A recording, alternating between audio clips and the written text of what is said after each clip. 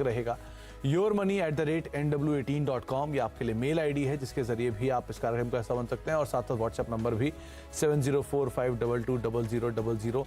ये WhatsApp number जिसके जरिए भी आप इस कार्यक्रम का हिस्सा बन सकते हैं और साथ ही साथ अपनी क्वेरीज को हमें भेज सकते हैं, हमसे बातचीत कर सकते हैं। अलग अलग टॉपिक्स की हम चर्चा करते हैं अपने जानकारों से और उस पर आपको क्लैरिटी दिलवाते हैं कि किस तरह से टॉपिक्स का इस्तेमाल करके आप अपने पोर्टफोलियो में और क्लैरिटी पा सकते हैं।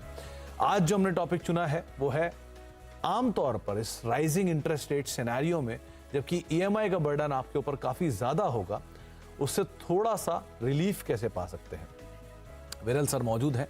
तो विरल सर, ये पिछले 2 साल में ऐसा हुआ है जब इंटरेस्ट रेट सिनेरियो में बढ़त आनी शुरू हुई है और एक ऐसा टाइम था जब किसी को पता भी नहीं था कि वो 4% ब्याज पे चीजें लेकर चलता था, सबको सही चल रहा था। लेकिन सडनली ब्याज दरें बढ़नी शुरू हुई और अब 6%, 6.5%, 7% मिला मिलू के सब 8-9% तक पहुंच जाते हैं। तो जो इंटरेस्ट रेट बढ़ा है इसका बर्डन भी पिछले 2 सालों में काफी बड़ा है और मार्केट्स भी बड़े हैं। तो कोई तरीका आपने ढूंढा, कोई तरीका जिससे इंटरेस्ट का बोझ, ईएमआई का बोझ आएगा तो उतना ही लेकिन लगे कम, कुछ ऐसा है तरीका? शुक्रिया सुमित जी शो पे बुलाने के लिए। यानी आमतौर पर क्या होता है सुमित जी कि लोग ध्यान देते नहीं हैं अपने, जब भी लोन ईएमआई वगैरह जब देते हैं तभी ध्यान नहीं देते कि एग्जैक्टली उनकी जो ईएमआई जा रही है। अभी जैसे देखो इंटरेस्ट रेट तो काफ़ी महीनों से काफ़ी बढ़ चुके हैं। उसमें मुझे ऐसा लग रहा है कि ऐसी 6-7 चीज़ें मैं हमेशा बात करता हूं लोगों से कि करनी चाहिए और देखनी चाहिए और सोचनी चाहिए और उसके ऊपर एक्शन लेनी चाहिए। सो सबसे पहली चीज़ है, मुझे ये लगता है कि जो एग्जिस्टिंग लेंडर यानी जहां से आपने लोन ली है, जो भी बैंक होगी या एनबीएफसी होगी, उनसे एक बार बात करिए।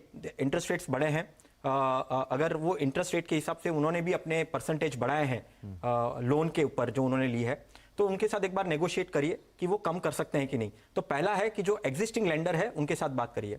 दूसरी चीज क्या हो सकती है, रीफाइनेंसिंग दूसरे लेंडर के साथ, कि जो आपकी लोन है वो लोन में आपको अगर चाहिए, अगर दूसरे जो बैंक्स होते हैं या दूसरे NBFCs non banking finance companies जो होते हैं उनके पास जाइए, उनको पूछिए कि क्या मेरा ये जो एग्जिस्टिंग लोन है मैं वहां पे से बैलेंस ट्रांसफर कर आपके बैंक में अगर मैं करता हूं तो मुझे क्या फायदा हो सकता है। तो कहीं ना कहीं हर एक बैंक चाहती है कि ये कस्टमर उनके यहाँ पे आ जाए और लोन की अमाउंट उनके पास आ जाए, तो शायद से वो कहीं ना कहीं कुछ कम कर सकते हैं। तो आपके लिए एक बेनिफिट पॉइंट ये हो सकता है कि दूसरा भी बैंक आ जाएगा और रेट भी कम हो जाएंगे।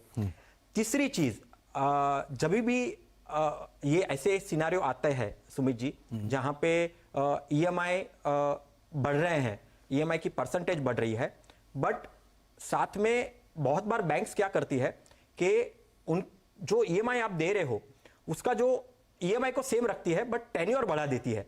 तो आपको क्या लगता है, अरे मेरे को तो कुछ इफेक्ट ही नहीं हुई मेरा तो, पर अल्टीमेटली बैकएंड में अगर देखेंगे और समझेंगे तो आपकी जो टेन्योर है लोन की, जो लेने की आपकी जो टेन्योर है, जो अवधि है, वो बढ़ जाती है। तो उसको ना बढ़ाकर आपका ईएमआई आप बढ़ाने की कोशिश करिए, क्योंकि वो डेफिनेटली आपको बर्डन लगेगा। देखो टेक्निकली तो अगर आपका टेन्योर बढ़ा है तो आप जो आपकी फिक्स ईएमआई अभी जो आ रही है उसका टेन्योर बढ़ जाएगा। तो ये हमेशा गलत तरीका है। हमेशा ईएमआई को बढ़ा दीजिए, अगर पॉसिबल है तो, आपका कैश फ्लो परमिट करता है तो ईएमआई को बढ़ाइए और टेन्योर जो है जो था वो ही रहने दीजिए। चौथी चीज है, हो सके तो कोशिश करिए कि पार्शियल पेमेंट करें। जो आपकी प्रिंसिपल अमाउंट है उसको कहीं ना कहीं प्री पेमेंट करने की भी कोशिश करिए। बहुत बार ऐसा होता है सुमित जी के लोगों को बोनस मिलते हैं, कुछ इंसेंटिव्स मिलते हैं, कुछ पैसे मिलते हैं, तो प्री पेमेंट करना, कुछ हिस्सा जो वो बोनस का है या इंसेंटिव का है या कुछ ऐसे पैसे मिले हैं, वो उसका कुछ हिस्सा आपको प्री पेमेंट में देना चाहिए, जिससे आपका लोन का जो बर्डन है वो कम हो सके। 5वीं चीज है, अगर हो सके तो मेरा जो लोन की अमाउंट है उसको मैं एक सेट टारगेट लेकर चलूं। 5% हमेशा हर साल 5% मैं कहीं ना कहीं उसको पेमेंट करते जाऊं, उसके वजह से भी मेरा जो बर्डन है वो लोन का कम हो सकता है। फिर अगर मेरे पास ऐसा कोई कॉर्पस आया है, ऐसी कोई अमाउंट आई है, तो क्यों ना मैं मेरा कंप्लीट जो मेरा पेंडिंग बैलेंस है लोन का, वो उसको मैं प्रीपेमेंट कर दूं।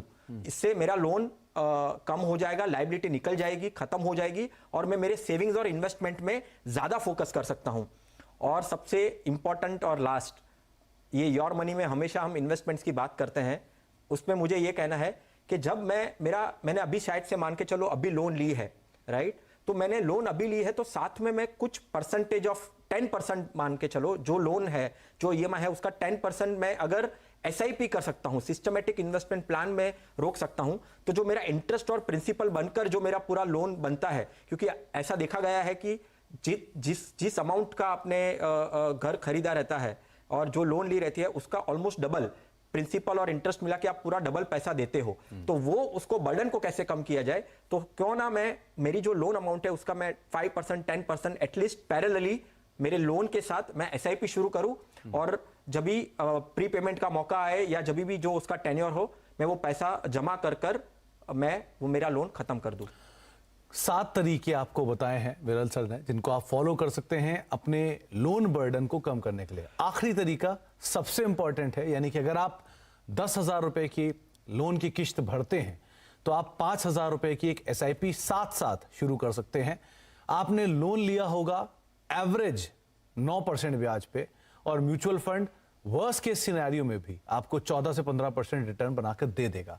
तो आप खुद ही अंदाजा लगा सकते हैं कि जितनी रफ्तार के साथ आपका लोन खत्म होगा, उससे दुगनी रफ्तार के साथ आपका पोर्टफोलियो और बढ़ता हुआ दिखाई पड़ेगा। और ना केवल आप उस घर की वैल्यू निकाल पाएंगे, बल्कि जो उस पे ईएमआई या इंटरेस्ट दिया होगा उसकी वैल्यू भी ऑलमोस्ट आप जनरेट कर लेंगे। तो इस तरह से अपने पोर्टफोलियो को आप सिक्योर एंड साउंड कर सकते हैं। एक चीज आपसे और विरल सर मैं पूछना चाहूंगा कि मेरे पास पैसा आया और मैंने उस पैसे से लोन चुकाने की मेरे सामने एक ऑप्शन आया, तो मैं 2 चीजें कर सकता हूं। या तो मैं अपनी ईएमआई घटा सकता हूं, ईएमआई घटवा सकता हूं, या तो आज पैसा देके मैं ड्यूरेशन उतनी रखूं और ईएमआई की वो अमाउंट घटवा दूं, या अपनी ड्यूरेशन घटा सकता हूं, ईएमआई का साइज उतना ही रखूं। आप क्या सजेस्ट करेंगे? मैं ये सजेस्ट करूंगा कि जनरली वो लोग आपको बिना पूछे आपकी जो टेन्योर है उसको बढ़ा देते हैं, ठीक है, वो टेन्योर को नहीं बढ़ाने दीजिए, आपके ईएमआई को बढ़ा दीजिए। अगर 5% 10% भी उसको बोलेंगे हम कि भाई मेरा जो ईएमआई है वो मुझे बढ़ा दो, वो चलेगा, rather than increasing the tenure. तो ये सबसे सही सॉल्यूशन हो सकता है। इसकी वजह यह है क्योंकि टेन्योर बढ़ते ही आपका जो ब्याज है वो उस टेन्योर पे और बढ़ जाएगा कि आप और समय के लिए लोन ले रहे हैं। तो इसलिए विरल सर ने आपको ये बात बताई है कि आप टेन्योर कभी ना बढ़ने दें, चाहे कुछ हो जाए, बस अमाउंट अगर बढ़ भी जाए तो आप वो मैनेज कर लेंगे विद टाइम। तो कुछ आपके लिए टिप्स हैं, अगर आप पे एक्स्ट्रा ईएमआई का बर्डन है तो आप उसको इस तरह से थोड़ा सबसाइड एटलीस्ट कर सकते हैं। अब सवाल जवाब का सिलसिला शुरू करते हैं और हमारे पहले दर्शक हमारे साथ मौजूद हैं। शुभल प्रबल साहब मौजूद हैं हमारे साथ बातचीत करने के लिए। प्रबल साहब नमस्कार, सवाल पूछिए अपना। सर मेरा ये सवाल है कि मेरे पास एसबीआई ब्लू चिप का फंड है और ये एसबीआई मैग्नम का ग्लोबल फंड है, एसबीआई हेल्थ केयर का अपॉर्चुनिटी फंड है, यूटीआई एमएनसी का फंड है, एक्सिस म्यूचुअल फंड का मल्टी कैप का फंड है, और ये डीएसपी स्मॉल कैप का फंड है, टाटा डिजिटल का एक फंड है। सो मैं इसमें कंटिन्यू करना चाहता हूँ, इसमें कुछ को फेरबदल करना चाहता हूँ अपने पोर्टफोलियो में, या कुछ नया जोड़ना चाहता हूँ। मेरा गोल है 1 to 2 करोड़। ओके, और ड्यूरेशन कितनी रखी है आपने प्रबल साहब? मैं 10 साल के लिए करना चाहता हूँ सर। ओके, एग्जिस्टिंग पोर्टफोलियो आपका 6 लाख है, राइट? हाँ। ओके, तो विरल सर 1 से 2 करोड़ का पोर्टफोलियो है, एग्जिस्टिंग पोर्टफोलियो 6 लाख का है और 1 से 2 करोड़ का टारगेट है जिनका कॉर्पस ये चाह रहे हैं। 10 साल का ड्यूरेशन है और कुछ फंड्स के नाम जो कि आपके साथ इन्होंने शेयर भी किए हैं। थोड़ा सा इन्हें कॉर्पस बढ़ाने की जरूरत है, थोड़ा निवेश बढ़ाने की जरूरत है, या थोड़ा ड्यूरेशन बढ़ाने की जरूरत है? क्या करना चाहिए ना? इनको मैं ये कहूंगा कि पहले तो उनके जो फंड्स हैं वो डाइवर्सिफाइड नहीं दिख रहे हैं, और या तो डाइवर्सिफाइड ज्यादा ही डाइवर्सिफाइड है, ये मैं कहना चाहूंगा, क्योंकि सेक्टोरियल अभी देखो उनके पोर्टफोलियो में ये भी है सुमित जी की सेक्टोरियल फंड्स का एक्सपोजर ज्यादा है, तो बहुत ही वॉलेटाइल हो सकते हैं। तो सेक्टोरियल फंड्स ज्यादा ही डाइवर्सिफाइड है, थीमेटिक फंड का एक्सपोजर ज्यादा है, जैसे कि सेक्टोरियल हो गए, एमएनसी फंड्स हो गए, ग्लोबल फंड हो गए, राइट। मुझे लगता है उनकी जो कंसर्न है उसको एक large cap fund, flexi cap fund, multi cap fund और एक बैलेंस फंड, ये ऐसे फंड्स का कॉम्बिनेशन होना चाहिए। और अगर 5 साल का अगर देखें तो अभी उनकी एसआईपी कुछ 5,500 की है, राइट। तो वो उनका जो कॉर्पस वो बनेगा कुछ 5 लाख के आसपास का ही। 5 साल में वो 5 लाख के आसपास ही 12% के हिसाब से वो कर पाएंगे। तो एक तो डाइवर्सिफिकेशन काफ़ी ज़्यादा है। मुझे लगता है कि डाइवर्सिफिकेशन को थोड़ा सा अच्छी तरीके से अगर उनका टेन्योर जो हिसाब से उनको अचीव करना है, क्योंकि वो एजुकेशन के पॉइंट ऑफ व्यू से, उनके बच्चे के एजुकेशन के पॉइंट ऑफ व्यू से वो टारगेट करना चाहते हैं, और उनका बच्चा जो है वो भी कुछ 7 साल का है, तो मैं यहाँ से 16 ईयर्स यानी 16 साल में हायर एजुकेशन की ज़रूरत पड़ेगी, तो वो केस में देखने जाए तो टेन्योर काफ़ी कम है, और टेन्योर कम में अगर उनको जो ये टारगेट अचीव करना है वो हासिल करना बहुत डिफिकल्ट है, और काफ़ी रिस्क वाले सेक्टोरियल फंड और ग्लोबल फंड, थीमेटिक फंड है, तो उसको थोड़ा सिंप्लीफाई करना चाहिए। ओवर डाइवर्सिफाइड उन्होंने करके रखा हुआ है। Simplify large and mid cap, flexi cap और एक बैलेंस फंड रखिए, और 5 साल के हिसाब से SIP का अगर टारगेट भी वो बढ़ा सके, यहाँ से अगर वो डबल कर सके तो भी वो अपना टारगेट का वो अचीव कर सकते हैं। बट डाइवर्सिफिकेशन को थोड़ा सा सिंपल रखकर एक अच्छी तरीके से पोर्टफोलियो बनाइए, जहाँ पे too much risk overall portfolio में नहीं होना चाहिए। Large cap, flexi cap, Indian funds के ऊपर फोकस करिए और आप टारगेट आपका अचीव कर सकते हैं। तो ओवर डाइवर्सिफाई आपका पोर्टफोलियो ऑलरेडी है, तो थोड़ा सा उसको राइट साइज करिए और कुछ चुनिंदा फंड्स को लीजिए, थोड़ी SIP बढ़ा लीजिए, और थोड़ा सा अगर अवधि भी आप बढ़ा देंगे तो आपके लिए कोई खास दिक्कत नहीं होगी। तो ये अचीवेबल स्पेस आपको दिखाई पड़ेगा। अगले दर्शक की तरफ बढ़ते हैं और हमारे साथ अरुण कुमार प्रभाकर साहब मौजूद हैं बातचीत करने के लिए। अरुण जी नमस्कार, सवाल पूछिए अपना। सर नमस्कार सर, मैं 5 साल से करीब निवेश कर रहा हूँ सर। ओके। मैंने एक पोर्टफोलियो बनाया है सर, जिसमें 2 लार्ज कैप फंड है sir, Axis blue chip, ICICI blue chip, 2 flexi cap है सर, पराग पारिक और Kotak flexi cap, okay. 2 small cap है sir, HDFC small cap, Nippon India, और एक फोकस्ड फंड है सर, SBI इक्विटी का है, और एक निफ्टी इंडेक्स फंड है सर, एक फार्मा फंड है, और एक सर एक थीमेटिक फंड है, टाटा इंडिया डिजिटल फंड, जिसमें मैं 1000 से लेकर 15 तक ये डालता हूँ। अरुण जी कितने फंड है टोटल? 10 लाख में 5 लाख का गोल है, और बच्चों की पढ़ाई के लिए 50 लाख चाहिए 10 साल में। ओके। अरुण जी एक बात बताएं पहले तो कि ये कितने फंड्स हैं आपके पास टोटल? सर टोटल मतलब 13 फंड होंगे सर, ये अलग अलग पोर्टफोलियो के सर। तो आपने 13 फंड चुने, ऐसा कोई खास वजह, इतने सारे फंड क्यों?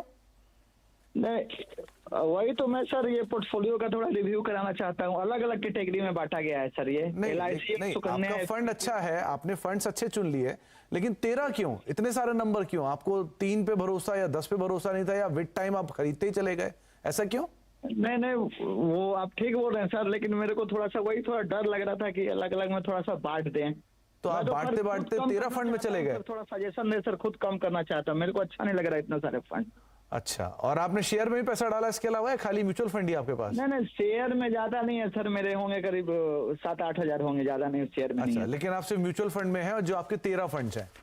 जी, तो मैं चाहता हूँ इसको थोड़ा रिव्यू करके थोड़ा कम कर दें सर, मेरे को भी कभी अटपटा लगता है इतना सारा फंड। हाँ, इतने फंड तो सुन के मुझे अटपटा लग रहा है, और मेरे प्रोड्यूसर साहब तो बेचारे फायर भी नहीं कर पा रहे हैं, इतने सारे फंड आपने बता दिए। खैर विरल सर, पहला सवाल ही मेरा यही होगा कि एक आइडल नंबर है क्या कोई फंड का? चले मैं मानता हूँ आइडल फंड नहीं हो सकता कोई भी नंबर, सबके हिसाब से उनके गोल्स हैं, उनके अचीव करने के लिए उनके तरीके हैं, लेकिन कोई एक नंबर जो रीजनेबल हो, स्क्रीन पे दिखे उतने नंबर होने चाहिए। 13 फंड को तो ट्रैक करना इतना मुश्किल है। सही कहा सुमित जी, आपका जो पहला सवाल है, मेरा भी जवाब भी पहला यही है कि बहुत सारे फंड्स हैं, इतने फंड्स नहीं होने चाहिए। 5 से 6 फंड काफी होते हैं कोई भी पोर्टफोलियो में। जनरली क्या होता है, ये अनुमान मैंने भी देखा है मेरे क्लाइंट्स के साथ सुमित जी, के वो गोल्स होते हैं, गोल्स आते जाते हैं, कैश फ्लो परमिट करता है, एक्सपेंसेस, इनकम बढ़ती है, एक्सपेंसेस थोड़े से कम होते हैं, तो लगता है कि चलो निवेश कर दूं, और जब निवेश करने का सोचता हूं तभी ऐसा लगता है कि क्यों ना मैं नया ही फंड ले लूं। तो वो नया फंड करते करते कब मेरे फंड में, मेरे पोर्टफोलियो में 12 फंड 13 फंड हो जाता है, मुझे समझ में नहीं आता है। तो उनको सबसे पहले रिक्वेस्ट यही होगी कि उनको भी पता है, वो भी वही सोच रहे हैं, 5 से 6 फंड का पोर्टफोलियो बनाइए और डाइवर्सिफाइड रखिए। जैसे एक लार्ज कैप फंड हो गया, एक large and mid cap fund हो गया, एक लार्ज एंड मिड कैप के बाद एक फ्लेक्सी कैप, एक मल्टी कैप, एक बैलेंस फंड या एक सेक्टोरियल फंड हो गया। ये ऐसा पोर्टफोलियो 5 से 6 फंड का, फंड हाउसेस का, AMCs के आप रख सकते हैं, ठीक है, जिसमें large and mid, small cap, अगर आपको लग रहा है आपका टेन्योर आप परमिट है, आपने लिखा भी है 20 साल तक, एक स्मॉल कैप भी रख सकते हैं, मल्टी कैप भी रख सकते हैं और फ्लेक्सी कैप भी रख सकते हैं। तो 5 से 6 फंड होना चाहिए। फिर जो आपके गोल्स हैं, गोल्स के हिसाब से मैं यहाँ पे ये कहना चाहूंगा कि जो आपका कार खरीदने का गोल है वो आप आसानी से अचीव कर पाओगे 5 साल में। जो उसके लिए आपकी लगेगी, जो ओवरऑल आपकी अभी 16,000 की सिप चल रही है, तो आप वो 16,000 में से 6,000 की सिप आपके सिर्फ कार के गोल के लिए रख सकते हैं। फिर जो एक बहुत ही इंपॉर्टेंट है, जो बहुत ही लोग इग्नोर करते हैं, कि आपका रिटायरमेंट का गोल है कि 50 लाख आपको 20 साल में करना है। अभी हालांकि मुझे तो लगता है कि 50 लाख बहुत कम पड़ेंगे आपको रिटायरमेंट के लिए, बट फिर भी अगर वो 50 लाख 20 साल में अगर आपको हासिल करना है तो 10,000 की एसआईपी, यानी आपकी जो 16,000 की एसआईपी है, 10,000 की एसआईपी रिटायरमेंट और 5 से 6,000 की एसआईपी आपके कार के लिए। रही बात सन और डॉटर के एजुकेशन और मैरिज के पॉइंट ऑफ व्यू से, वहां पे आपको थोड़ा सा वर्किंग करने की जरूरत है। सुकन्या और पीपीएफ जो रिटर्न्स होते हैं वो करीबन 7 और 7.5% के आसपास होते हैं, वो ज्यादा रिटर्न्स नहीं दे पाएंगे। अगर आपका टेन्योर से ज्यादा है उनके गोल्स के लिए, तो आप एसआईपी बढ़ा दीजिए, 5 से 6,000 की एसआईपी कर दीजिए। और फिर आपका ये जो 50 लाख का भी जो गोल है 10 साल के अंदर, अगर आप एडिशनल 5,000 की एसआईपी करते हैं और अगर आप पीपीएफ और सुकन्या को कंटिन्यू करके 5,000 की अलग से एसआईपी स्टार्ट करते हैं, तो आपके सन और डॉटर के लिए जो एजुकेशन और मैरिज का गोल है 50 लाख का, वो भी आप अचीव कर पाएंगे। तो अरुण जी, पहली सलाह तो यही कि ओवर फंड्स को मत इकट्ठा करिए, उतने फंड्स को इकट्ठा करिए जितने से आपका गोल अचीव हो सकता है। आपको ज्यादा लग रहे हैं, आपने बिल्कुल सही किया, हमसे सवाल पूछ लिया, हमारे जानकारों से सवाल पूछ लिया। और अगर कोई भी नया निवेशक पोर्टफोलियो बनाना चाह रहा है, बनाने जा रहा है, तो टॉप फंड सुनते ही होंगे आप इस कार्यक्रम के एंड में। और अगर आपको लग रहा है कि आपके फंड थोड़े ज्यादा हो रहे हैं, आप तुरंत हमसे सवाल पूछ सकते हैं, हमारे साथ जुड़ सकते हैं। और किसी भी पोर्टफोलियो बनाने से पहले आप सवाल पूछ लीजिए, वो ज़्यादा बेहतर है। पोर्टफोलियो बनने के बाद अगर आपके पास 14 फंड, 15 फंड, 20 फंड हो गए, तो उसको कटना या घटाना बहुत मुश्किल कॉल होता है उस समय पर। तो इसीलिए आप पहले ही पोर्टफोलियो बनाने से आराम से पोर्टफोलियो पूछ लिए कितने आपके लिए फंड सही हैं। आमतौर पे 6-7 फंड तक आपका काम हो जाना चाहिए, लेकिन फिर भी अगर आपको चाहिए तो आप जानकारों से पूछ सकते हैं। ब्रेक का वक्त है, ब्रेक के बाद लौटते हैं। हमारे साथ विरल सर मौजूद हैं, उनसे हम बातचीत कर ही रहे हैं अलग अलग टॉपिक्स को लेकर, और कुछ और इंटरेस्टिंग सवाल भी आएंगे। छोटे से ब्रेक के उस पर बातचीत करते हैं उस पर।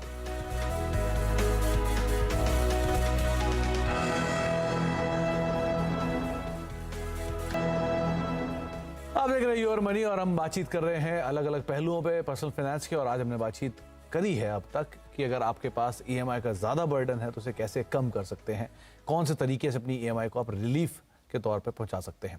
विरल सर हमारे साथ मौजूद हैं, जिनसे हम बातचीत कर रहे हैं। अगले दर्शक भी हमारे साथ मौजूद हैं, गोरक्षनाथ हमारे साथ मौजूद हैं बातचीत करने के लिए। सर नमस्कार, सवाल पूछिए।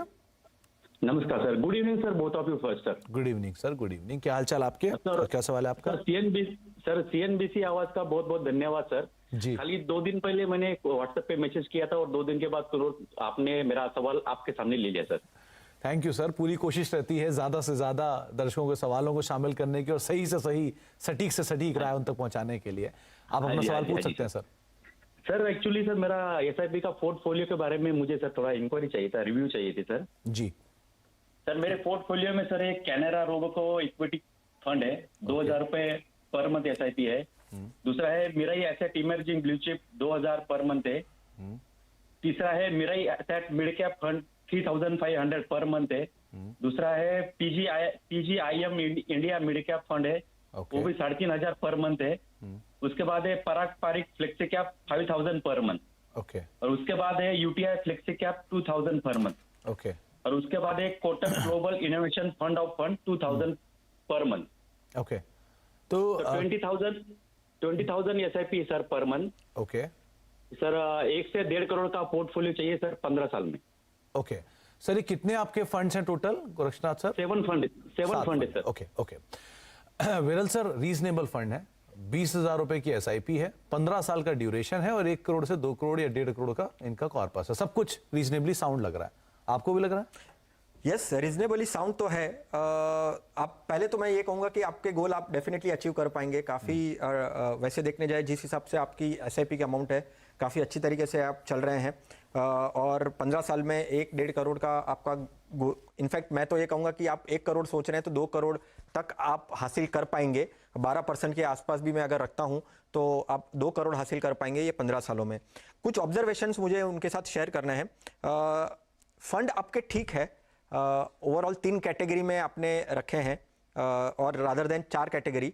एक कैटेगरी आपकी है लार्ज एंड मिड कैप में आपने फोकस करके रखा हुआ है, दूसरा है आपकी mid cap, only mid cap fund में है, फिर फ्लेक्सी कैप रखा है और एक ग्लोबल फंड है।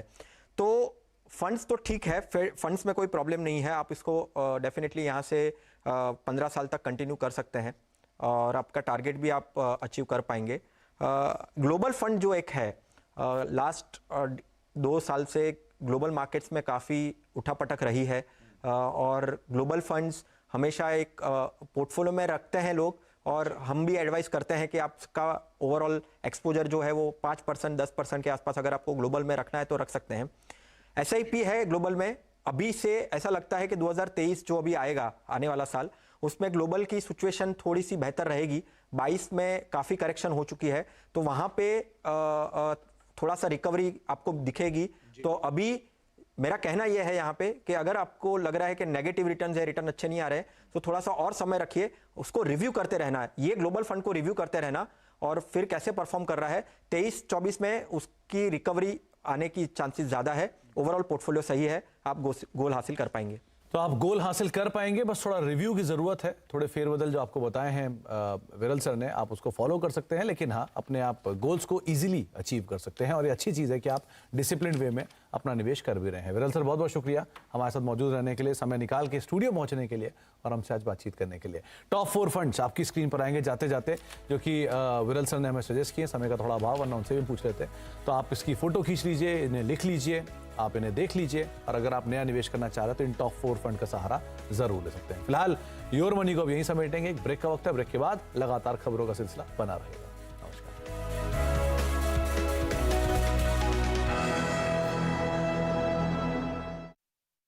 पूजा जॉब छोड़ा